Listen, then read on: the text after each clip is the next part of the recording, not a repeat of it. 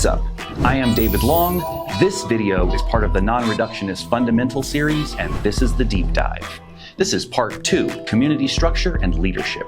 If you don't know what non-reductionism is yet, or you haven't seen part 1 of this series on principles, I recommend you pause this video and go watch the fundamental deep dive playlist from the beginning.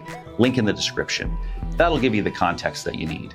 In this video, I want to talk about the structure of non-reductionism as a movement and the different levels of affiliation and leadership within the community, and how we can create a healthy pathway for growth, integration, responsibility, and participation over time. One of the things that becomes important when you're building not just a philosophy, but an actual culture and movement is having clear standards, clear roles, and healthy structures for how people can enter into the community, grow within it, and eventually take on greater levels of responsibility and leadership. So in this video, I'm going to walk through the basic structure of that system and explain how these different levels relate to each other and to the larger unfolding movement itself. Healthy culture and leadership do not emerge automatically. Healthy communities and movements require structure, standards, integration, responsibility, and a shared vision. And ultimately, that's what we're building here. I've been a part of communities that didn't have these kinds of standards, and maybe you have as well. Over time, we start to see the same problems emerge again and again. A lot of groups are basically organized around one central figure, where everybody just listens to the leader, and that creates serious problems. If something happens to that leader, the movement can fall apart. It can also easily become a toxic cult of personality, where there are no healthy processes for refinement,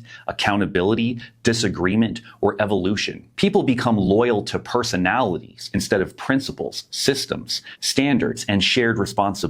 And in many of these kinds of groups, there also isn't any legitimate or transparent path to leadership. If other leaders emerge, they're usually just personally selected by the main leader based more on loyalty, proximity, privileged access, social dynamics, or personal relationships rather than demonstrated understanding, competency, integrity, or actual ability to responsibly represent the system. That creates unhealthy power structures and makes it difficult for people within the community to genuinely respect the authority of leaders, because the basis of that authority often feels arbitrary. If leadership appears to come primarily from personal favor, social closeness, or loyalty to a central figure, then people naturally begin to question why certain individuals should actually be listened to or trusted in the first place. Healthy authority should emerge from demonstrated competency, responsibility, accountability, and integrity, not merely social dynamics or proximity to power. One of the reasons systems like academia functions relatively well is because there are legitimate standards, processes, trainings, testings, peer evaluation, larger structures of accountability behind positions of authority. When someone has a doctorate or a master's degree, people understand that they had to go through an actual process to earn that position. They are not simply claiming authority for themselves or being selected arbitrarily based on social loyalty. On the other hand, completely flat communities often become chaotic because there are no legitimate pathways into leadership, no standards for who represents the ideas, no onboarding, no mentorship, no accountability, and no healthy ways of processing criticism or refinement to the system over time. When there are no official paths to leadership, people simply start asserting themselves as authorities, whether they're actually qualified, informed, integrated, capable, or not. That creates confusion, misunderstanding, ego battles, fractionalism, unhealthy social dynamics, and endless tension about who should be listened to and why. If there are no healthy ways of processing disagreement, criticism, refinement, and evolution within the system itself, then all of that tension gets pushed into unhealthy social dynamics instead. People either feel like they have no voice at all, or the community turns into constant internal conflict and power struggles. There need to be legitimate channels for growth, integration, responsibility, leadership, criticism, refinement,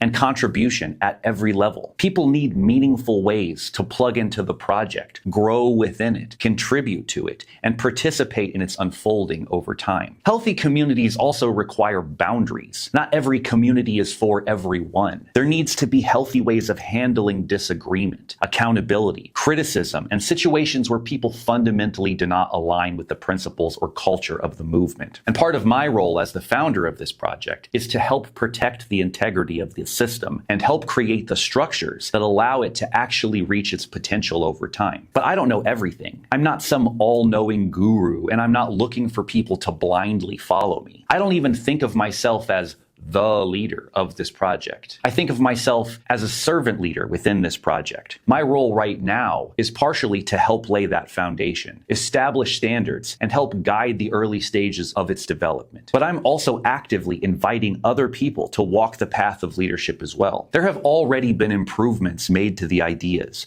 the maps, the systems, and the structure through discussion, engagement, and critique. And that process needs to continue. I'm not claiming to already have all the answers. What I do believe is that if we build a healthy system with good standards, rational processes, accountability, mentorship, and legitimate structures for refinement and leadership, then we can reliably move towards better answers, healthier communities, stronger systems, and more integrated forms of culture over time. Most communities never build these kinds of structures, so at best they remain loose fan clubs, personality-driven ecosystems, or online debate spaces. They may generate discussion, but they struggle to build lasting culture, lasting integrity, lasting leadership, or coordinate real-world action. But non-reductionism is committed to becoming something more than that. Non-reductionism is becoming a real project, a real culture, a real movement capable of sustaining itself with integrity over time. And in order for that to happen, there needs to be structure, there needs to be onboarding, mentorship, accountability, and legitimate paths to leadership, standards for leadership, healthy ways of processing criticism and refinement, and meaningful roles for people to grow into over time. Let me make this very clear. I'm absolutely not trying to build a cult of personality around myself. We're building systems and a movement that can continue refining, evolving, and improving through the participation of more and more capable people over time. And that requires intentional structure. So let's talk about what that currently looks like.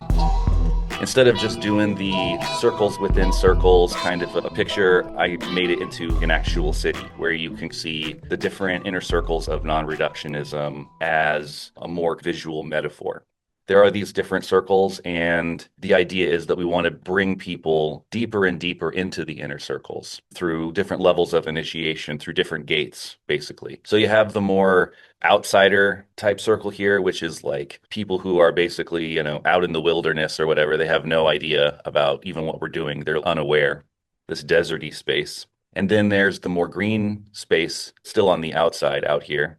This is the people who are observers. They're interested, they watch from the outside, but they're not necessarily coming in. This can be people who are still unsure about it, and sometimes there can also be people who are snipers. So basically there's good faith people who might be interested in some of the things, and then people who are more bad faith, and they only stick around to hate watch and shit talk. So the people in this more green kind of space probably have some disagreements. The more in the city space, that's like the market, the place where the people who are interested come and we share with them our wares. We talk about what our ideas are. We try to get them interested in what it is. Those are the people who are like visiting the city, basically. They're there, they're interested, but they don't live there yet. The next level in the second wall are the residents. Those are the people who live there. They are the non-reductionists.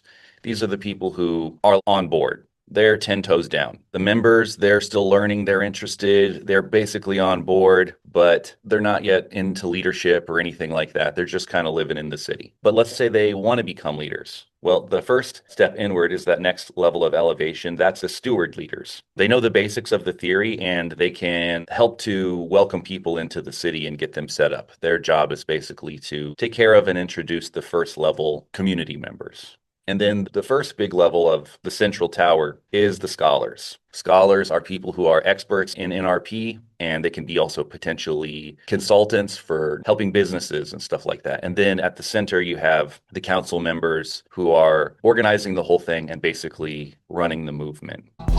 This is a more detailed breakdown of what we just talked about. These purple ones are the outside levels, the unaware, the observers, and the interested. The desert, the green space, and the market. And then the silver ones are inside the community levels. So I'm going to start from the assumption that we're doing this presentation for people who are moving more from a community member into the steward leadership level. But I also want to start at the far left unaware side and talk about what's going on over there. What it says in these boxes or these columns is how we should deal with people on the outside, how we interact with them, what we do. The reason that we're looking at these things is from the perspective of insiders. So in the unaware column, what are we looking for when we are wanting to find people who are on the outside and potentially bring them in? We're looking for, first and foremost, developmental appropriateness. People who are already making implicit integrative distinctions, holding multiple perspectives, resisting reductionism, talking about something transpersonal or transrational already, who are already making these distinctions about how some ideas are better than others, using some discriminating wisdom, things like that. People who are late green or implicit integrative at yellow. People who are ready for the next stage of growth, even if they don't have the words yet. So that's more of the developmental cognitive part. But there's also other things. We want also character alignment, signs of integrity, honesty, responsibility, clarity, a collaborative spirit, not ego-driven or drama-driven, respect for truth over comfort or popularity. So these are the things that we're looking for in terms of their character. Red flags, don't invite them. Dogmatic or rigid thinkers, religious, materialistic, relativist, extremes, magical, superstitious kind of perspectives, toxic, narcissistic, or divisive kind of tendencies. So these are the things that we need to look out for whenever we're trying to think about, is this person potentially a good fit? And then if we decide that they are, then we share the intro materials. We guide them in and we try to assign them to a steward leader for integration. Basically, the steward leaders are going to be some of the main people who are in charge of helping new members. That's like basically the main role. We'll come back to that. But there can be, let's say, community members who oh, I have a friend, and they'll guide them in, but they should also potentially connect them to a steward leader who will do a better job of teaching them the basics than this person who is still learning themselves. The other thing, as it relates to these people who are unaware, is what kind of a style do we take? The normal style that people generally take with people who are on the outside is more like translation style, usually. Meeting people at their current stage of development, speak their language, use their values, advocate for the healthiest version of their worldview. But the other style is this non-reductionist representation kind of style. That's speaking openly as a non-reductionist and embodying NRP values with clarity and integrity, being visible and clear about who you are and what you stand for. And we need to be doing this more. We can't just be out here living in the world super undercover all the time. There's another style too, which is more transformation style. But I'm going to say that that could be like a subcategory of translation style because, let's say if we're talking to a person who's exit blue into orange, the appropriate thing to do is to be basically an orange guide for them, to guide them from blue into orange. So that's still kind of translation. It's just translation at orange instead of translation at blue. So we're really only doing the representative non-reductionist translation if we're actually dealing with somebody who we're teaching non-reductionism to. So when do we do what? And basically, when do we use translation? In shallow or temporary relationships, or when harmony matters more than depth. Like acquaintances, let's say distant family, somebody who you're not going to want to get into it with about what non-reductionism is. I don't have much time. It's not that big of a deal, our relationship. I can just affirm their values a little bit, encourage a healthy expression at their stage, and move on. So that's the more shallow kind of relationship. But the time to represent NRP more is in long-term or intimate relationships. If it's your family who might not be quite at these stages yet, but you are going to be talking to them in a very open, honest, and sincere way, even if it's not developmentally appropriate to want to bring them in, you still might want to represent non-reductionism. Well, this is my position as a non-reductionist, so they can know that you're non-reductionist without necessarily feeling like you want to initiate them. So long-term or intimate relationships, or when introducing yourself as a non-reductionist philosopher, is important. When honesty and authenticity matter more than short-term peace and harmony.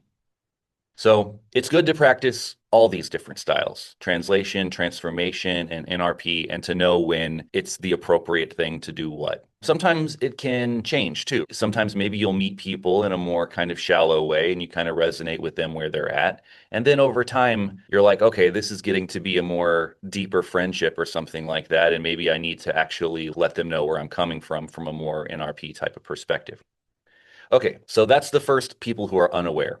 The next group is the people who are observers. And like I said, these are generally going to be people who want to stay on the outside because they only partially agree and they have criticisms. So you have your good faith observers and your more bad faith, harsh observers.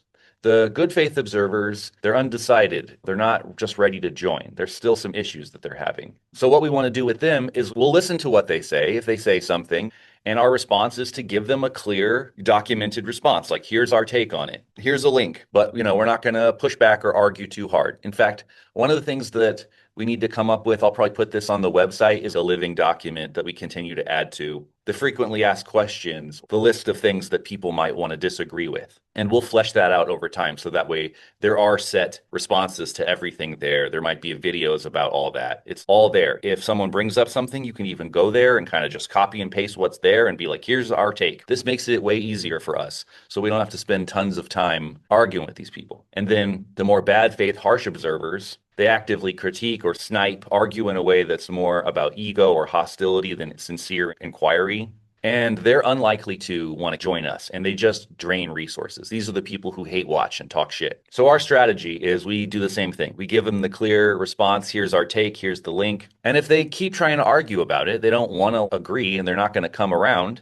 Then we say, okay, well, I guess our community and our project is not for you. Maybe you'd be more comfortable in this other community or project. Basically be like, okay, you don't agree? That's fine.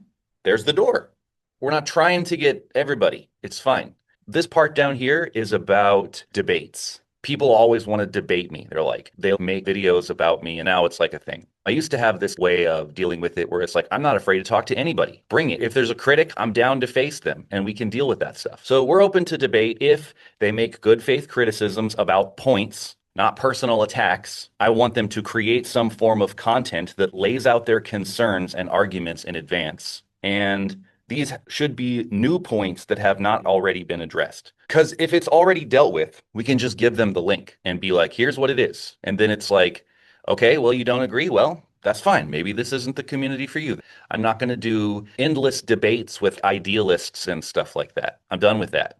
I don't want to do it. So if they're bad faith, let's let them be disinterested. Go away. For the people who are interested, they come into the early gate of our community because they're wanting to learn about it. They're there to explore. We give them our intro material that covers the core basics, elements, and principles and all that stuff. A steward leader should take responsibility to answer their questions and correct their misunderstandings. The key test here is, can they align with the essential distinctions, the basic principles and the core elements? If no, then they'll potentially either become observers, like, okay, are you going to stick around and just watch and be nice? And like, maybe you don't agree, but you don't constantly talk shit and fight with us, or are you going to get disinterested and go away? If they are ready to move on, then there's some kind of an initiation. I would say formal commitment into the community begins with some kind of baseline support, like join Patreon, at least at like the basic supporter levels, preferably at like a more participant level. So that way you could be getting involved in the Q&As and getting some of these other benefits that are going to potentially help you learn more and grow. We should also come up with some kind of an integration ritual, crossing the threshold, moving from an outsider looking into an insider identified with our project. The ritual should affirm their alignment with the core principles, their willingness to live by the values, their entry into a learning stage of membership. New members are recognized as non-reductionists, but are still learners, not yet qualified to represent or teach with authority. The purpose here is to give them enough to feel inside without blurring the line between membership and leadership. So the focus for these people should be about learning and working on themselves. So we'll talk about that now. So there's the community member, and I have at the top this little logo icon thing.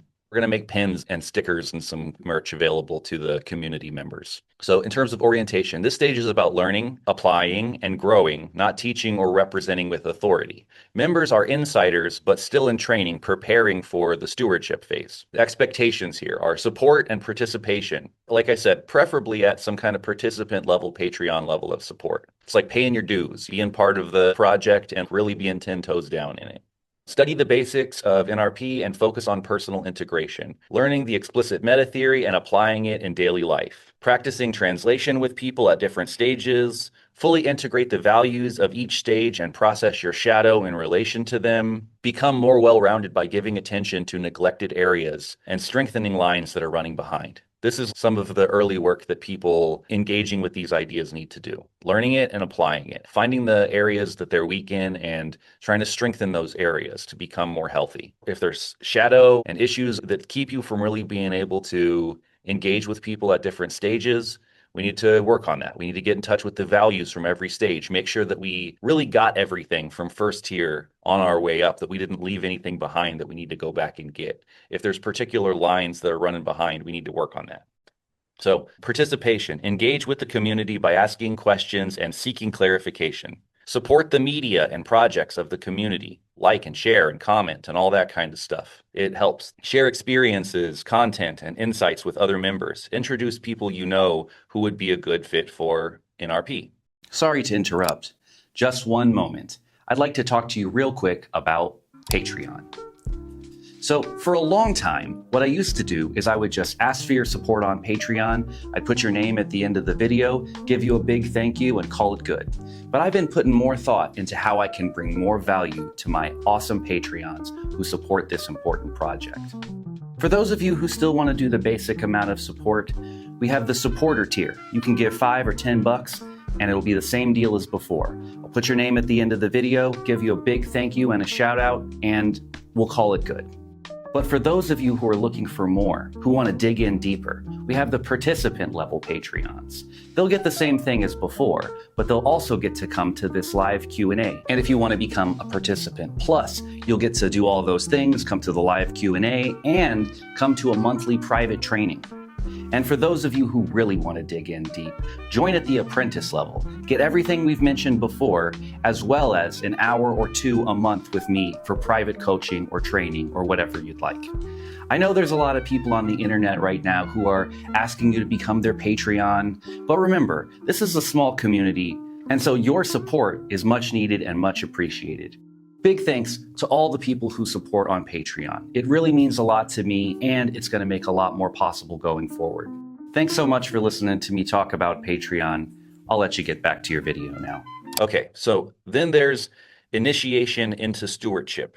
So you must be a community member in good standing for at least 6 months, which is not that long. Demonstrating consistency, support, study, and participation. Shows evidence of personal integration, applying non-reductionist philosophy in their life, practicing translation, and processing shadow. These people are going to train with the steward assigned to them as a mentor, but ultimately they're going to be tested by a scholar. So this is how it's going to work at every level. You have the person at the level above you who works with you and teaches you. They're already at that level and they're your coach. They're going to mentor you and train you. And you develop a good relationship with your coach. They're there to cheer you on and help you and prepare you. But ultimately, they can't be the one who tests you, because we don't want people just integrating people in because we're friends and I really like you. I think this dynamic is really helpful because it actually allows for this situation to where you can have a really good, healthy mentor relationship with the person who's training you. They can take pride in the fact that they're helping you.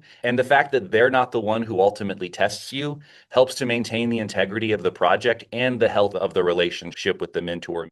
And it's going to be like that at every level. So anytime you want to move to the next level, you have your mentor from that level, and then you get tested from the level above. Obviously, we don't have all these levels yet, so I'm going to have to play the part of all these levels, which is a little bit of a problem in terms of compromising this dynamic, but I think it's going to still be okay.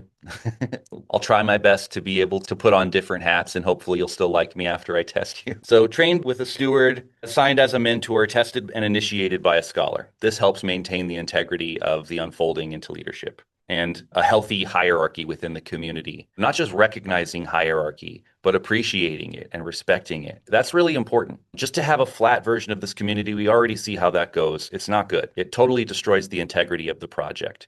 And when the tests are actually difficult and you actually have to do work to achieve them, it actually means something. If you get your black belt, you can actually be proud that you got your black belt. And if it takes extra work and it becomes more difficult, then it actually means something for you to have it. That's really important. So I think we need to have high standards about what it actually means to pass these tests.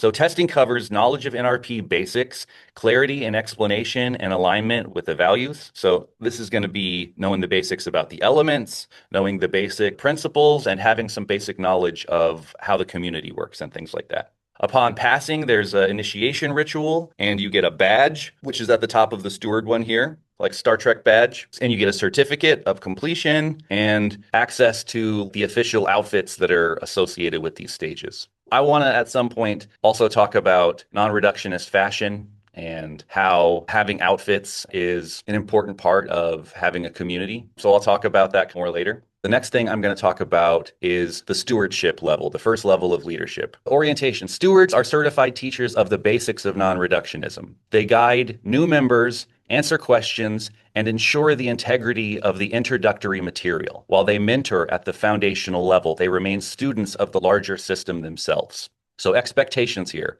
are demonstrate fluency in the fundamentals of NRP, core distinctions, the map, the basic principles, that kind of stuff. Actively mentor members and help them integrate the basics. Model personal integration by applying non-reductionist philosophy in your own life. Participate in steward meetings to coordinate strategies, share insights, and stay aligned with council oversight. So that's the last membership level here is the council. The first two levels of leadership here are more about the philosophy. The stewards know the basics. The scholars are the masters. They know everything about non-reductionist philosophy. And the council members, they know everything about non-reductionist philosophy, and they are also guiding the overall movement. So at the steward level, there are definitely things that you can do. Like there should be a community of stewards, and you guys should have your steward level leadership meetings where you talk about different things that are working for you, different problems that you're coming across, come up with ideas about how to do better at the steward stuff. And then let's say every 4 meetings or something like that, a council member will come and you'll have a meeting with them. They'll collect your feedback about what's going on. And then you'll also talk to them about things that you want to solve or projects that you want to get going. So there will be an understanding of what is needed in terms of council approval and what are things that you guys have just the right to be able to figure out on your own. And that way it keeps a good bridge between ideas coming from the top down and feedback from the ground back up to the top. That's important. The other thing is to host local meetups. Once we get these stewards out in the world, this is when the beginnings of the movement and the philosophy will start to spread. And of course, we need all the basic intro material for this stuff to really be fully healthy and fleshed out. Hopefully by the end of the year, we'll have a book with the basics and videos and intro material and all that kind of stuff online. But this is basically the ground floor of this becoming a real movement. The stewards make that possible. So participation here is to lead discussions and Q&A sessions for new members, help members practice translation and healthy integration across stages, maintain humility and accountability in terms of teaching only at the basic level, and deferring advanced topics upwards. So if it's beyond your current pay grade, you can talk about it, but you kind of got to qualify it appropriately. Like I'm not at the scholar level. We haven't fully officially been trained on all that yet, but my current understanding of it is like this. So you can talk about it, you just got to qualify it. That's all. That prevents misinformation. The person who's listening will know, okay, this might be correct. It's probably something like this, but it's not coming from a scholar level of mastery in terms of authority quite yet. So integration into scholarship. This is the master's level. So this is where it gets more difficult. So you want to demonstrate your growing experience through skillful engagement in the community discussions and mentoring members with clarity and integrity. So you'll be showing that you've been doing a good job at the stewardship thing. You need to take on a scholar mentor to begin your formal preparation. The formal test is going to be administered by a council member. Like I said, you get trained by the level above, and then the level beyond that is what tests you. Testing covers in-depth knowledge of non-reductionist philosophy and its application in different contexts, clarity in expression, and alignment with the values. So these people, they not only know the basics, but they know the details as it relates to all these different elements. They know how to use all of it, and they know how it applies across multiple different things. They know how it applies in religion, in governance, in business, in counseling, all these things. It's a lot. But the cool thing about being at the scholar level is once we get scholars, that's when the consulting stuff gets unlocked. That's when we can now have these businesses where scholars, they're able to train businesses and bigger organizations how to use non-reductionist philosophy on the professional level. So you have the full knowledge of non-reductionist philosophy, even stuff we haven't talked about yet. You demonstrate your mastery by producing an in-depth article and later a video applying non-reductionism to a field, publication approved by a council member. So this is basically like a master's thesis that really demonstrates that you're able to take this knowledge and apply it in some kind of special area and show what that would look like. Upon passing, there's an initiation ritual with a badge, a new one with some gold on the inside, and a certificate and access to the higher level official outfits. So, orientation at the scholar level. Scholars are master practitioners of non-reductionist philosophy. They carry deep knowledge of the theory, its distinctions, and its application across multiple disciplines. Their role is both intellectual and practical to preserve the integrity of the system, expand its application, and guide others into greater mastery. Expectations. Demonstrate mastery of the philosophy, the principles, and the advanced frameworks. 4P4Z, non-reductionist life practice, nested quadratic holons, 4M 4Z, 4I 4Z, etc. So like how the quadrants within quadrants relate to every single quadrant and how to apply all that stuff. You have to be able to apply non-reductionism across multiple domains: business, religion, governance, life practice, etc. Produce substantial work in your chosen domain, creating that scholarly material. Uphold the highest standards of clarity, coherence, and integrity. Be capable of professional consultancy, teaching institutions or businesses how to apply non-reductionist philosophy principles in their work. Participation is actively engage in teaching, writing, consulting, and community leadership. Serve as a mentor to stewards and advanced members. Represent non-reductionist philosophy in professional and public contexts with authority and responsibility. Participate in scholar councils, contributing to the refinement of the theory and the practice. Same kind of deal with the steward, but on the scholar level. So from there, initiation into council membership. Must be a scholar in good standing with recognized mastery in non-reductionist philosophy. So you need to train under a council member. So you take on a council member as your mentor to learn the standards, strategy, and plans of the movement. So now you're not learning about the philosophy. Now you're learning about our plans in terms of what we're trying to do with this larger revolutionary movement to help birth the integrative age.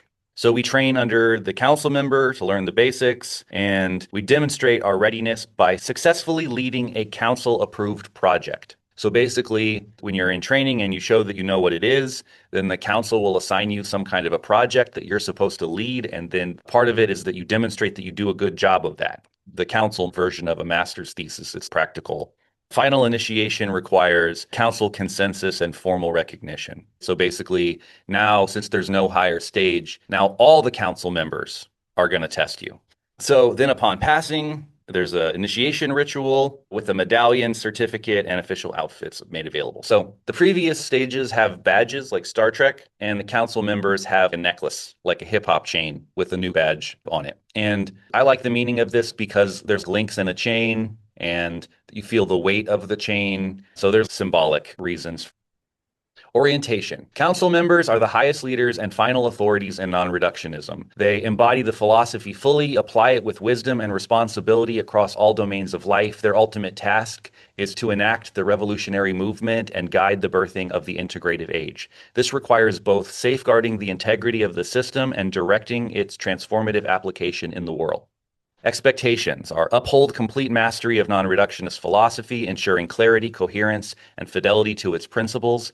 Guide the strategic direction of the movement, setting standards for theory, practice, and application. Provide oversights for scholars and stewards and community members, ensuring alignment with the larger mission. Resolve escalated questions, disputes, or ambiguities that cannot be settled at lower levels. Approve and ratify initiations into scholarship, ensuring consistent standards. Mentor scholars and advanced leaders preparing for eventual council-level responsibilities. Take responsibility for external partnerships, diplomacy, and public representations of non-reductionist philosophy.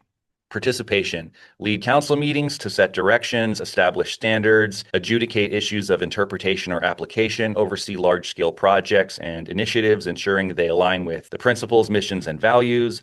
Approve scholar-led or steward-led projects that aim to expand non-reductionism into new domains. Serve as ambassadors of the movement, engage with institutions, networks, and wider public. Provide final interpretations of non-reductionist philosophy principles when contested, ensuring epistemic and ethical integrity. Protect the movement's unity, coherence, and standards while allowing for growth, experimentation, and evolution. Actively advance the revolutionary vision, ensuring that non-reductionist philosophy matures into a cultural, philosophical, and practical force capable of birthing the integrative age.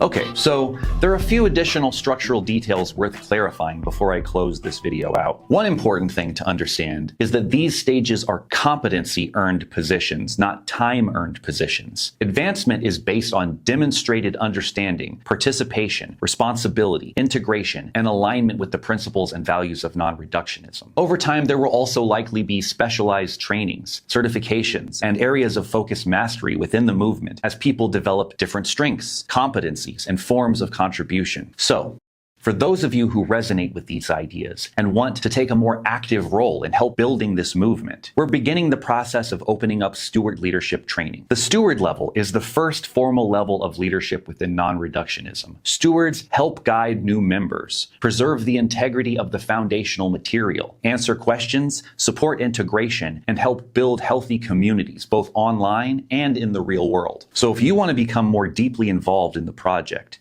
help build the community, and begin walking the path of leadership within non-reductionism, you can sign up for steward leadership training using the link in description. Over time, there will also be opportunities for people to test directly into the steward leadership level if they already feel they have the understanding of the material well enough. All of the core information will be publicly available through the videos, writings, and educational material online, and some people may prefer to study independently. But honestly, I strongly encourage people to go through the actual training process if possible. The reason is not just the information itself. It's also the mentorship, the direct feedback, the ability to ask questions in real time, the collaborative environment, and the relationships that will get built with other developing leaders who are going through the process alongside you. That community dimension really matters. And even if someone does test into this steward level, there'll still be mentorship where a steward leader helps guide and prepare you for evaluation and testing, so that process remains healthy, structured, and integrated. So if you want to participate more deeply in the unfolding of non-reductionism as a movement